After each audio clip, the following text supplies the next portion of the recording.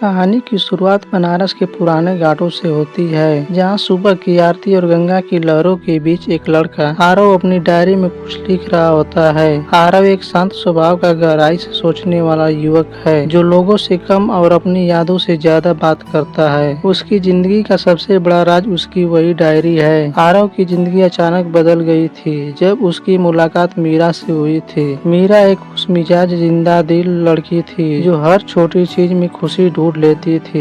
दोनों की मुलाकात कॉलेज में हुई थी और धीरे धीरे दोस्ती प्यार में बदल गई। मीरा की हंसी और आरव की खामोशी दोनों एक दूसरे को पूरा करते थे। लेकिन कहानी में मोड़ तब आता है जब मीरा अचानक गायब हो जाती है। ना कोई फोन, ना कोई संदेश, बस एक आखिरी चिट्ठी जो उसने आरव के लिए छोड़ी थी। चिट्ठी में लिखा था, अगर तुम मुझे ढूंढना चाहते हो तो उन जगहों पर जाना जहाँ हमने सबसे ज्यादा मुस्कुराया था। आरव टूट चुका था, लेकिन उसने मीरा को ढूंढने का फैसला किया। उसकी तलाश शुरू होती है उन जगहों से जहां उन्होंने साथ वक्त बिताया था। कॉलेज की लाइब्रेरी, चाय की दुकान और वो पुराना पेड़ जिसके नीचे उन्होंने पहली बार अपने दिल की बात कही थी। हर जगह उसे मीरा की यादें मिलती है। धीरे धीरे उसे एहसास होता है कि ये तलाश सिर्फ मीरा को ढूंढने की नहीं, बल्कि खुद को समझने की भी है। तलाश के दौरान उसकी मुलाकात एक बूढ़े डाकिये से होती है, श्यामलाल, जो उसे बताता है कि मीरा अक्सर उसके पास चिट्ठियां देने आती थी, लेकिन उन चिट्ठियों को कभी भेजा नहीं गया।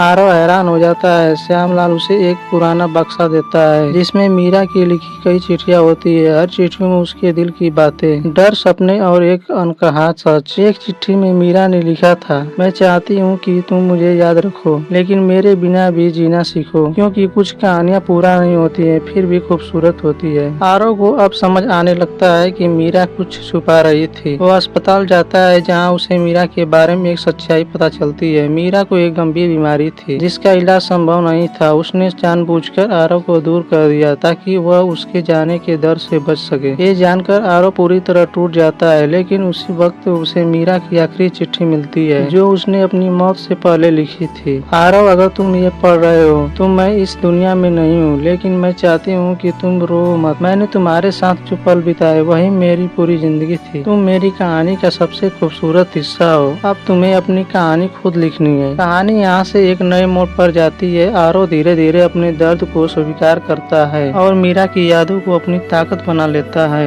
वह अपनी डायरी में उनकी पूरी कहानी लिखना शुरू करता है, उनकी पहली मुलाकात से लेकर आखिरी चिट्ठी तक। कुछ साल बाद आरव एक लेखक बन जाता है। उसकी किताब आखिरी चिट्ठी लोगों के दिलों को छू लेती है। लोग उसकी कहानी में अपने दर्द और प्यार को ढूंढने लगते हैं। आरव फिर से उसी घाट पर बैठा होता है जहाँ कहानी शुरू हुई थी, लेकिन इस बार उसकी आंखों में आंसू नहीं, एक हल्की मुस्कान होती है। वह गंगा में एक चिट्ठी बहा देता है मीरा के नाम। कुछ लोग हमारे साथ हमेशा नहीं रहते, लेकिन उनकी यादें हमें हमेशा जीना सिखा देती है।